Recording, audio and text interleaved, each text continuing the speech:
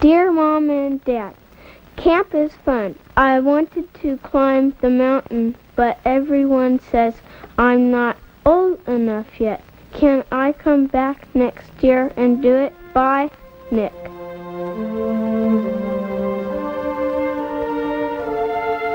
Mount St. Helens, a 9,677-foot sleeping volcano nestled in the wild abundance of the Gifford-Pinchot National Forest in southwest Washington.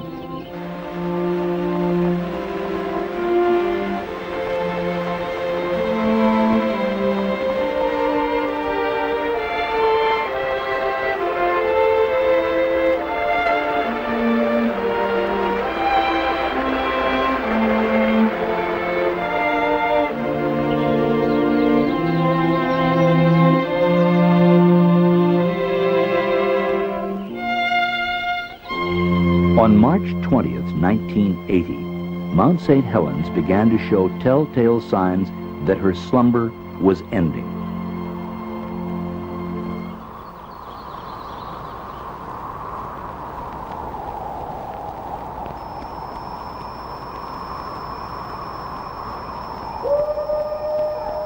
After the last great ice age had retreated northward, the Cascades were already well established, running from northern California through Oregon, Washington, and into Canada.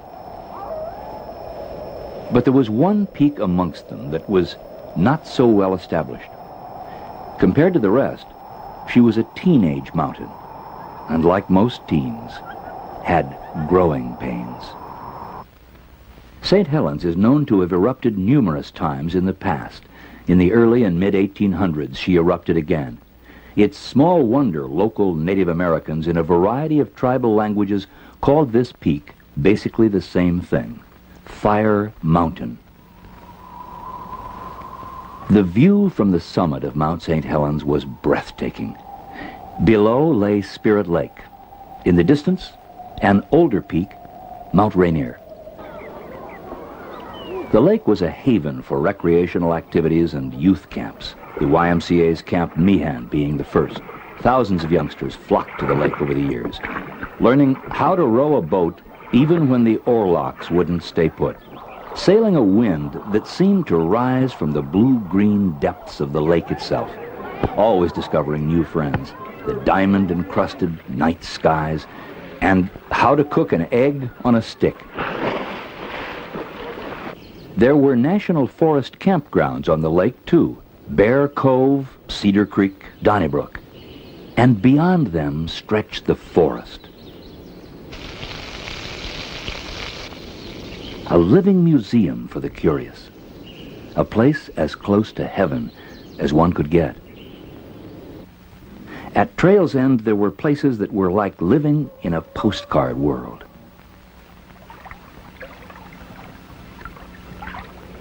In the winter of 1979, changes were taking place deep beneath the mountain's serene exterior. On March 20th, 1980, a moderate earthquake beneath the mountain registered 4.1 on the Richter scale and was the first sign of an eruptive phase. Swarms of quakes followed until March 27th. We are directly over Mount St. Helens right now, and there is no question at all that the volcanic activity has begun. You can see smoke and ash pouring from the top of the mountain, especially on the north side of the mountain. A concern for public safety prompted the closure of the Gifford-Pinchot National Forest. What scientists had anticipated, the eruption of Mount St. Helens before the end of this century, had begun. The mountain had a newly opened crater, measuring about 250 feet in diameter. The earthquakes continued. Forest Service and cooperating scientists went right to work. 845. Ringing the mountain with an array of gadgets, hoping to document even the slightest twinge. The Forest Service ordered immediate evacuation of its own nearby ranger stations, such as this one on Pine Creek on the southeastern flank of the mountain. They also strongly urged others having homes, lodges, or camps near the mountain to do the same. On the morning of March 29th, a second crater was observed, which had opened during the night. The new crater measured 75 feet wide and 30 to 60 feet deep.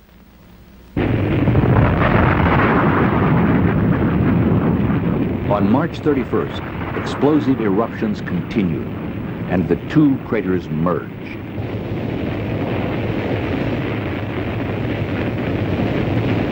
For the next several days, the mountain continued to spew ash and steam. Then, eruptive activity decreased. However, a bulge noticed earlier on the north-northeast flank of the mountain near Goat Rocks was found to be moving north-northwest at about 5 feet a day. Scientist David Johnston expressed the opinions of the U.S. Geological Survey. They would later prove incredibly accurate. In the initial phases, we'd see probably very large eruptions that would extend high into the air. This would spread ash over large areas in western Washington, maybe possibly in an extreme case even farther east. In the near flanks of the volcano, there would be more damage done by possibly hot avalanches, pyroclastic flows. Farther downstream, we could see mud flows and floods. Because this is such a symmetrical volcano and because the crater is so high, if there's an explosion, it's probable that the debris, the very hot incandescent ash that would come down, could come down all sides. But right now, there's a very great hazard due to the fact that the glacier is breaking up on this side of the volcano, on the north side, and that could produce a very large avalanche hazard. In the meantime, the chief of the Forest Service declared part of the land around the mountain a geological area to help protect the unique features. The Forest Service and the U.S. Geological Survey were taking the mountains seriously, as did the Spirit Lake Youth Camp operators, who coordinated their efforts and, along with a donated helicopter and a large refuse bin, began hauling out. Well, the tourists come to see her smoke, and they all think it's one big joke. That mountain's just a molehill in disguise. But when that lava starts to ooze, they'll be running the heels off their shoes. Heck, we just thought she was over-publicized. But the effects of Johnston's words were lost on most people, who were more interested in Mount St. Helens as just another roadside attraction. It's gonna rock, it's gonna roll, it's gonna leave a nasty hole. It'll be too late to find a place to hide. As far as we know, it's just a joke. Well, not really a joke, I guess, but it could last 100 years. We're gonna stay till the rocks start falling, I guess. You don't mind working in the shadow of the mountain, then? No, not at all. There's nothing to be scared of. More danger from one of them trees falling on the backside than there is a mountain of exploding. For 83-year-old Harry Truman, operator of St. Helens Lodge, nothing was about to move him from the shadow of his beloved mountain. Harry wants to stay, and he's not going to leave, so, and he's thanked us for our concern for coming. It's definitely a mistake. Somebody done it to cause trouble for me and the law and everybody else. That's my life. Spirit Lake and Mount St. Helens is my life, folks. I've lived there 50 years. It's a part of me. That mountain and that lake is a part of Truman, and I'm a part of it.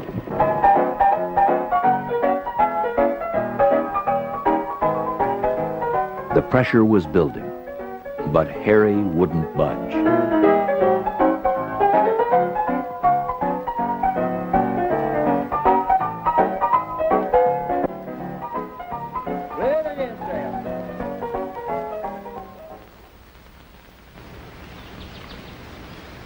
The morning of May 18th, 1980. It was like any other Sunday morning for a Forest Service tree planting crew on the lower southern flank of the mountain, until 8:32 a.m.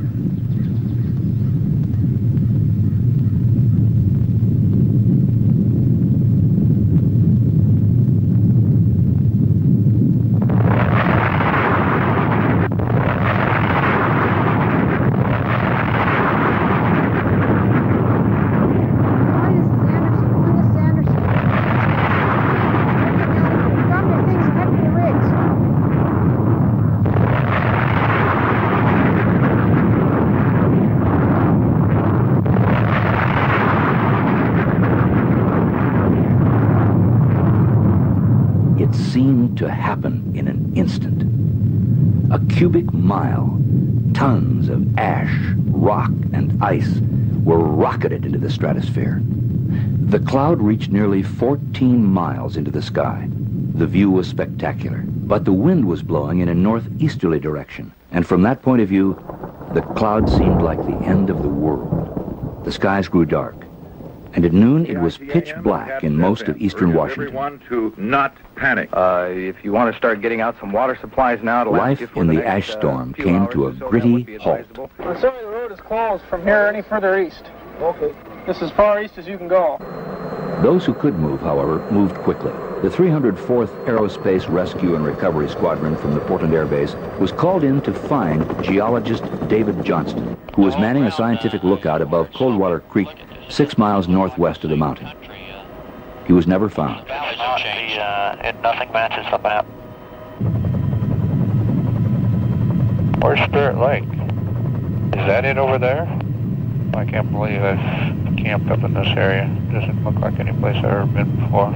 As most of you already know, we had a major eruption occurring at 8:32 approximately this morning on Mount St. Helens. The first report that we actually got about the eruption was from Forest Service personnel that were administering a tree planting contract, and they reported over the radio to us that an eruption was occurring, and it seemed to be about 100 times greater than one that we've ever had in the past.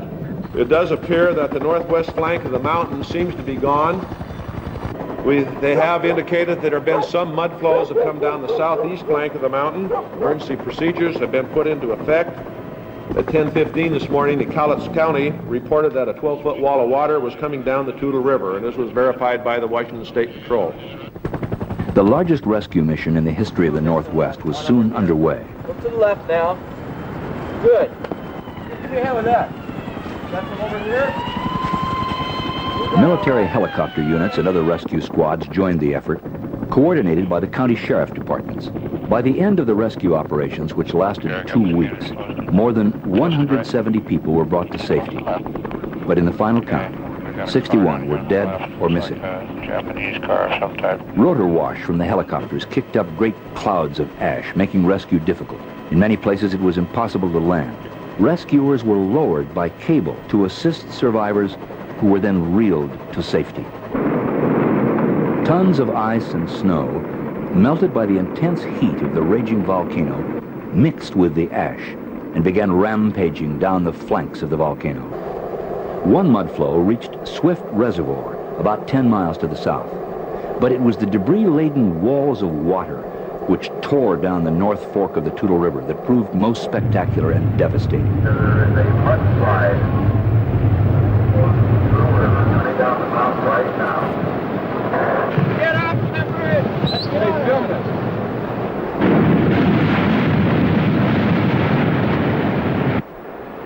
After wiping out an entire logging camp, the deluge raged on. In a matter of hours, this river of destruction surged under the Toutle River Bridge on Interstate 5, closing the main arterial between Portland and Seattle. Entire forests and logs, hundreds of years old, roared past stunned onlookers. From the Toutle to the Cowlitz to the Columbia River, first attempts at clearing the debris became exercises in futility. For the first time in decades, the lower Columbia River was closed to freighter traffic. The raging torrent had left its mark.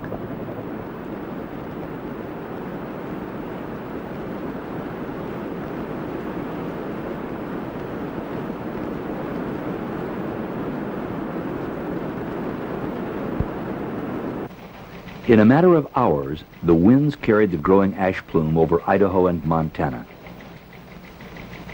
A month later, the plume had circled the entire Earth. In the wake of the plume, ash was everywhere.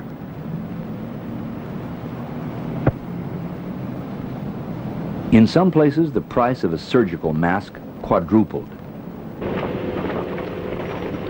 Ash doesn't melt. Water turns it into a thick, grimy substance like wet cement. It's as back-breaking a job as moving a mountain should be.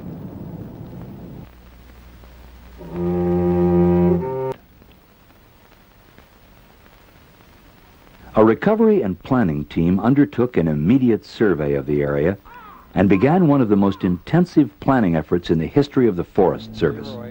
Their preferred plan called for extensive protection of this window into the Earth's building process while recovering a portion of the downed timber and rehabilitating the land.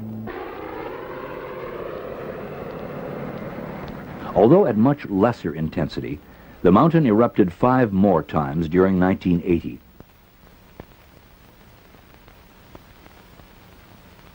This eruption, on July 22nd, was photographed on time-lapse by amateur photographer Jerry Whitaker of Woodland, Washington.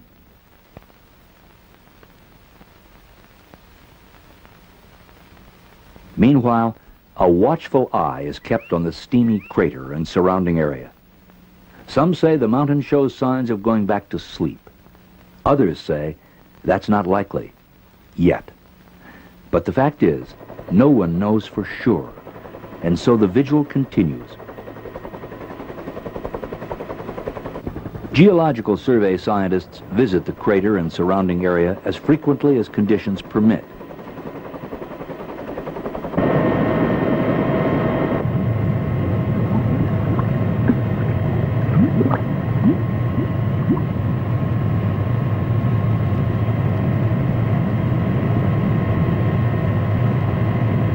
Rock samples are collected.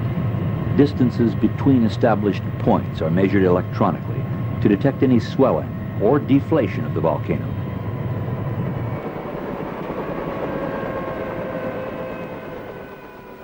Forest Service and university scientists continue to monitor how plant and animal life are recovering.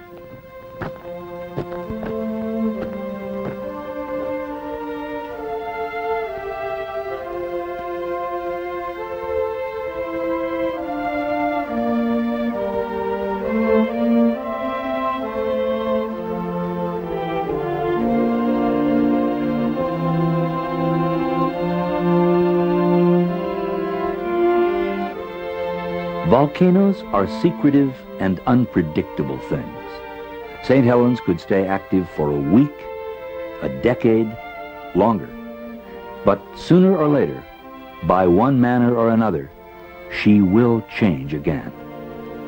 That's the way it is with volcanoes. To be sure, much will happen in the meantime. Trees and huckleberries and wild animals will return to the mountain's flanks.